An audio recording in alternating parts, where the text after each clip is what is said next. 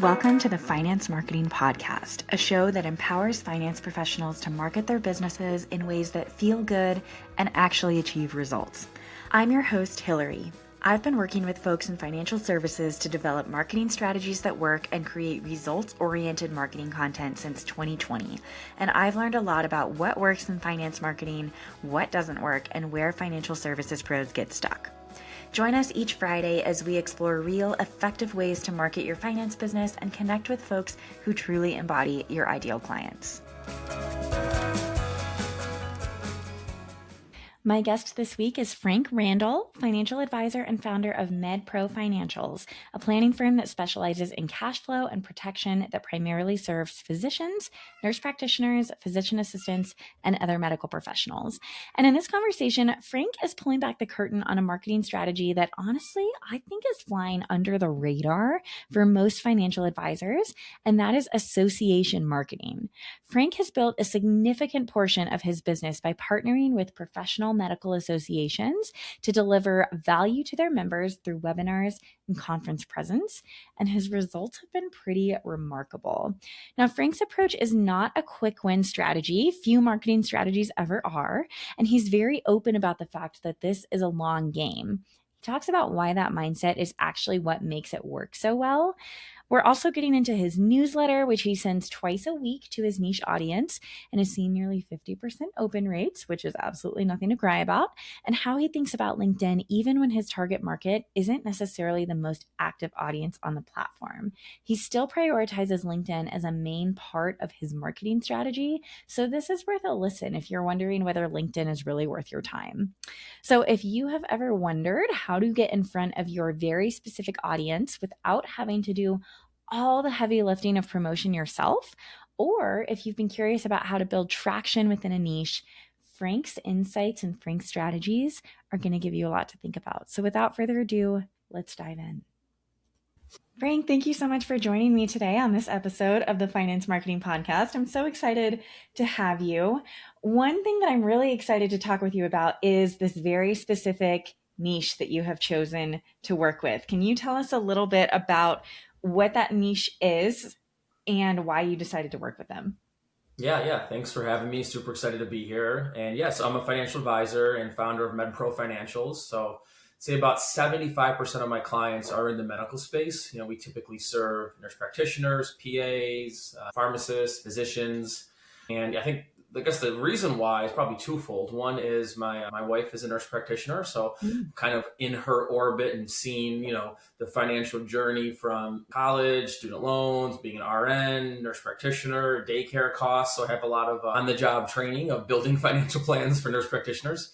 And then the other way is I kind of fell into it a couple of years ago where I had a really good friend of mine who he's a pharmacist, and his brother-in-law was a PA, and I actually was a guest on their podcast years ago.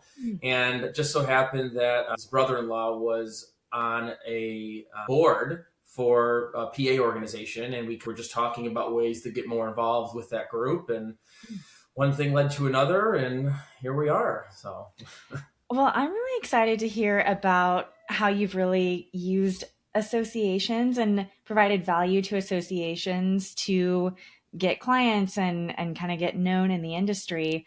But one question I want to ask you first is, did you start out your career as an advisor targeting this specific market, or did it evolve into that over time as these different pieces lined up? Yeah, it evolved into it. So I would say, the first couple of years I was, a general practitioner, and I actually do a lot of leadership and market development at a local firm that I'm affiliated with. And I tell all the new associates that I mentor, the first couple of years of your career, just, work with anybody that, is an ideal client, that they're open to learn, they're coachable. And what will happen actually over time is you're going to find little clusters of clients via occupations or associations, and these natural market affinities tend to develop.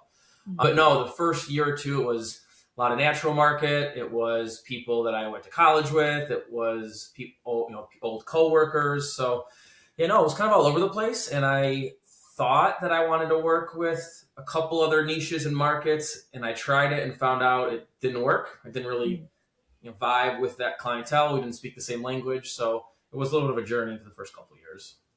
Well, and you've gone into it hard now. I mean, the name of your firm is MedPro Financial. Yeah. I remember I knew that was what I wanted to do. And it was like probably 3 years ago. And I'm like trying to think of a name. And this was when like ChatGPT was like brand new. And we were going back and forth for like a month to figure out what name. And yeah, it's kind of like all encompassing, for medical professionals, whatever that means. But yeah, no, we're all in. We're expanded some really great partnerships this year. So hired first employee about 7 months ago. So we brought on a partner and, we're growing. So it's fun. Congratulations. Yeah. Well, tell me about this association marketing because it sounds like it's something that you've really leaned into and it sounds like something you do really well. Yeah, so I find that there is, in this post-COVID world, there is a big appetite for these associations to find partners to deliver value. So most of the associations that I partner with are associations that are charging dues to their members. And I think that's important because those associations are always looking for ways to deliver value to their members, right? To attract and potentially grow membership. And in the medical space, and probably in all spaces, financial literacy is something that, there's a tangible gap, right? So we know that there's an opportunity to serve in that space. And, what I find is that these medical groups that I work with really like the fact that most of my clients are just like them, Hmm. right? So it's one thing, if I was doing webinars for 10 different occupations, maybe I would still be successful, but I find that it's a lot easier to go from this state association to this state association because it's the same occupation. Mm-hmm. So, from a webinar standpoint, we've done a couple things from associations. We do webinars, usually quarterly for a number of different associations. We try to be a physical presence at their annual conferences. So usually these groups put on annual conferences for continuing education and advocacy. So we try to be a physical presence there as well. And, we have probably 6 or 7 but like typical presentations that we do, but we'll always kind of maneuver them as, see fit, right? Sometimes student loans are more important. Mm-hmm. Sometimes it's how to build a medical practice. Sometimes it's what do we do for new grads. So we kind of zig and zag depending on, what's top of mind, I guess. Sure, absolutely. So talk to me a little bit about the webinars. It sounds like the webinars that you do are specific to different association memberships, which I imagine takes the burden off of you a little bit to then have to go out and promote the webinars and get people to sign up. Like by you Yep. partnering with the associations, they do that for you.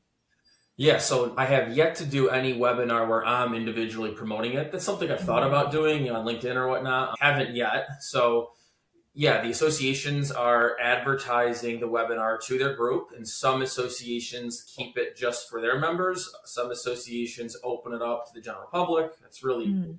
more of their call. But yeah, they promote it. I promote it. We do cross promotion. It allows me to actually, it's also a way to amplify reach to other groups. I can say, hey, State Association XYZ, I'm working with ABC over here. And, Mm. I think it's that fear of missing out, right? If you're in charge of one medical association and you're seeing a financial advising team delivering value to other members, it makes that ask, from my perspective, a lot easier because we already have proof of concept. But yeah, so we'll do these webinars, usually 3 or 4 webinars a year is what we typically do with any said association. And what does it look like on the other side of the webinar? Are you doing follow up with people who come to the webinar? Are they signing up to hear from you through a lead magnet or something like that? Or do you just have people reach out to you afterwards? Yeah, so I think a couple things. One is I make available my newsletter for people to opt in. I do 2 posts a week, so medical newsletter, so that's always there. But what I find is a lot of times people just reach out to me and show up on my calendar later when the timing is right. Mm.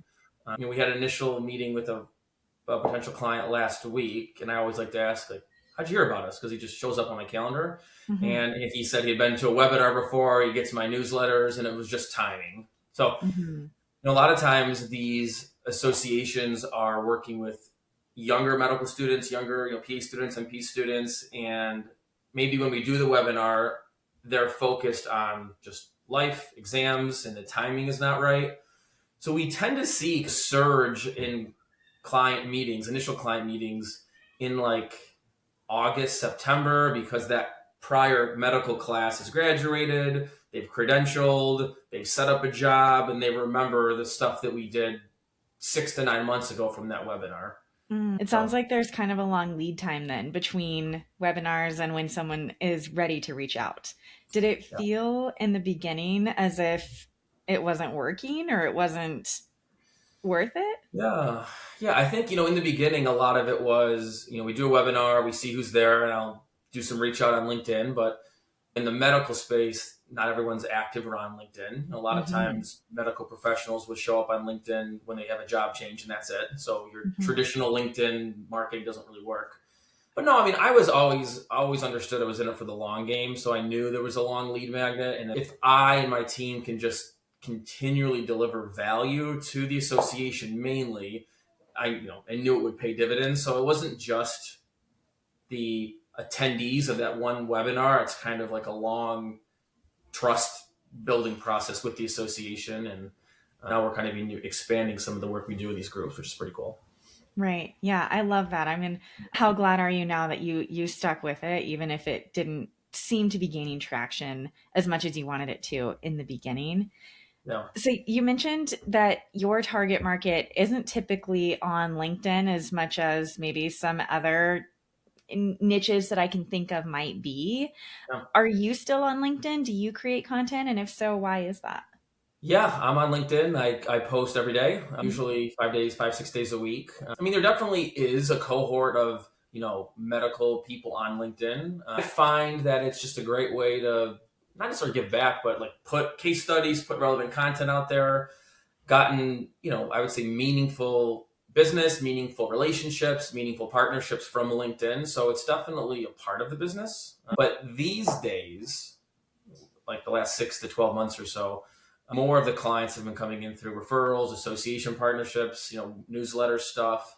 But I still try to post every day, just, attraction and delivering value and all that fun stuff I enjoy. So. Yeah, I always wonder. I have this hunch that even if your target market isn't on LinkedIn, when they go to Google you, your LinkedIn profile is something that pops up either before or right after your website. And so I always wonder too, are people using that as a vetting process just to learn more about you, see what you're all about? And that either makes them more excited to reach out to you, or if you're not on No. there, it can make them less excited. Yeah, and there's a lot of changes with LinkedIn. And my thoughts, this is not, science, but my thought is, I'm continually on LinkedIn posting relevant content. When that ideal client, that NP, physician, PA, or whatnot, shows up on LinkedIn randomly to update their job or do something relevant, I'll be there in their feed, and it may be an opportunity to connect. So, it's all long game, right? Right. And that's kind of the vision that I've had, is just keep slowly building a little bit, every day. Yeah, absolutely. Well, can you tell me a little bit about your newsletter? Because it sounds like that's something you're doing well too. I've heard a lot of advisors get really frustrated that they feel like their newsletter isn't doing a lot for them. But Yeah. you've had, I mean, just from our brief conversation, you told me at least one person mentioned they've Yeah. been reading your newsletter. So tell me what that looks like. Yeah, so I've wrestled with the thought of how frequently to post. Initially, it was like, once a month. And I was like, okay, I'll try it once a week. And I was doing it once a week for a couple months. Then I said, you know what? Other advisors I really respect are saying post more. So I'm just like, we're going to try twice a week. And, I post Tuesdays and Fridays. And I just think of it as more, just one other touch point. We get a really good open rate, like 48, 49%, which is good, I think. Yeah. Yeah. Can And so, confirm. right, I don't know, thank you. So it's really not that different from LinkedIn content. It's just how can I continually show up for people who may not be on LinkedIn? And it's interesting to see which newsletter topics are more relevant in the sense of I get people to show up on the calendar. And I remember about a month and a half ago, I did a case study post about pre-retiree, older medical professional, content. And I had I think 2 or 3 people that showed up on the calendar that were in that age demographic where most of my clients are 20s, 30s, and 40s. So that was interesting. And I think one of the ones that surprised me is, I did one that was more financial product focused. Here's a let's talk about disability insurance, for example. Mm-hmm. And a couple people were like, yeah, I probably should talk about that. My hesitation has always been to like lead with process and education, not with product, but like that one actually did better than I thought, interestingly enough. Interesting. Yeah. That, So, yeah. So you can really track, like you're able to see not only are calls ticking up on the calendar and the number of calls, but you've also seen even the demographic of who's showing up based on the topic of the newsletter. yeah, I'd say super small sample size, but that is an Sure. observation. Yeah, yeah, in Yeah, the last yeah, couple of months. absolutely. You don't have to share this if you don't want to, but a lot of people find it reassuring just to know, like, how big is your email list? Because I think a lot of people think, oh, I need to have 5,000 or 10,000 people on an email list for it to be worth it. And maybe you do have that. But what I find is that email marketing can be really effective with much less than that as well. Yeah, it's about 3,400 on there right now. Okay, that's So great. And how long have you been building that email list? I'd probably say the last 2 years or so, Mhm. through association partnerships, sometimes, Mhm. depending on each association, sometimes they will make available email lists for those that opt in. So webinars that I'm attending, that I'm doing, they opt in. Conferences that we go to, some associations allow that to be shared with sponsors who opt in, some don't. So Mm. that's been a way to acquire emails over time. I've only recently started to try and promote it. I need to, that's a focus of mine. But yeah. Mhm. So that's the number. So when you're going to these conferences, are you doing in-person speaking as well, or is it mostly the webinars that you're doing? So mostly webinars. I'd love to do speaking. The challenge, at least in the medical industry, is most of the speaking is reserved for speakers that can give like continuing education credits for medical Mm. professionals. Mhm. So they don't really have a category for what we talk about to count for credits. Mhm. So, we do have a partnership coming up in October, and part of the partnership is a pre-conference workshop that we're doing. So the night before, Mm. I have an opportunity to host a pre-conference workshop. We're going to do drinks and hors d'oeuvres, and just that'll be the first like in-person one. So we'll see how that. Oh, please keep me updated. I can't wait to hear how that goes. That's exciting. Yeah. It was, we just got off the call today with the director there, and they have a speaker that's probably going to go till 4 p.m. on the first day of the conference. Then we're going to slot me in from like 4:30 to 5:15, and the thought is conference attendees are going to grab a drink before going out and flocking, and having fun. So we'll see if we can, deliver some value and catch some people there. Yeah. Yeah. That's really exciting. And I know the medical industry is entrenched in its ways for sure. But I would hope that they would open up some spots and conferences for you to do some speaking since your webinars seem to be so well received as well.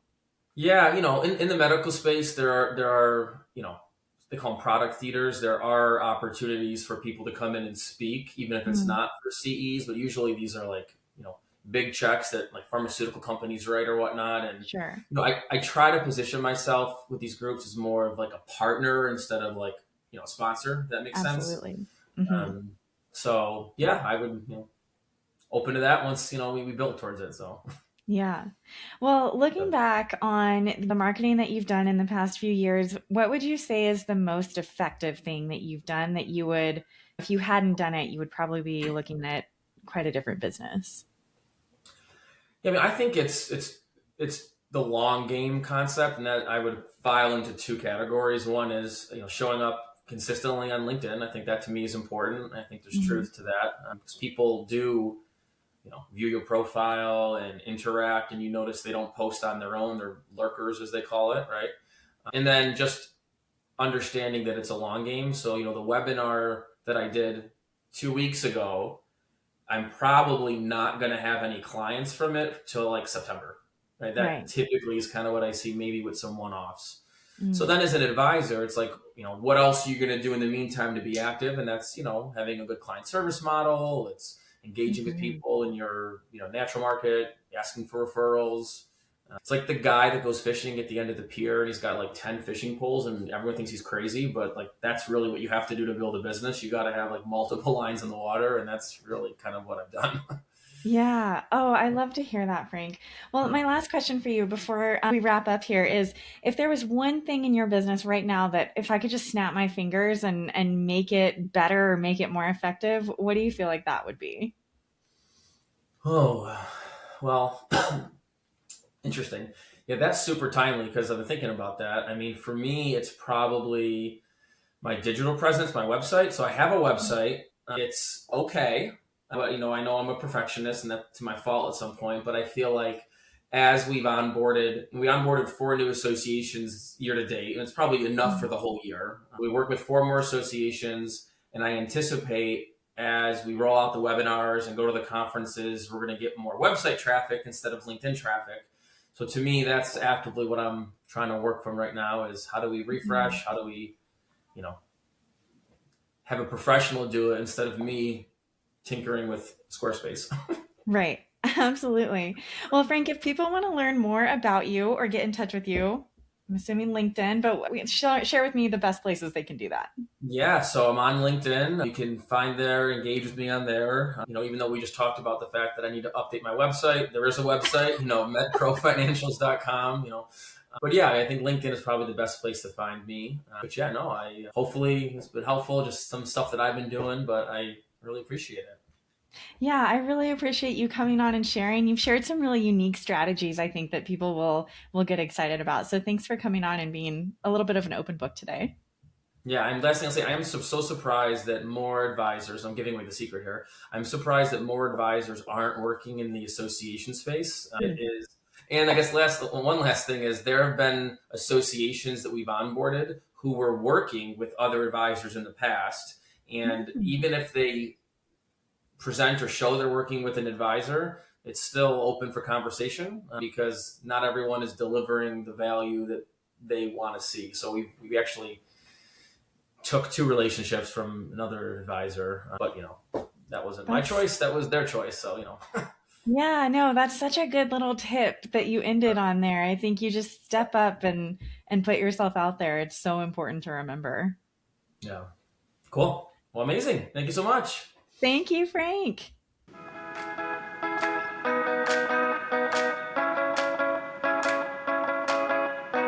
Thank you so much for joining us on this episode of the Finance Marketing Podcast.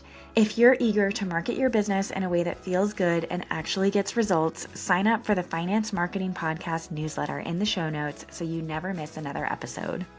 If you liked what you heard today, please be sure to subscribe to the show on your favorite listening app and leave a review on Apple Podcasts. We'll see you back here next Friday.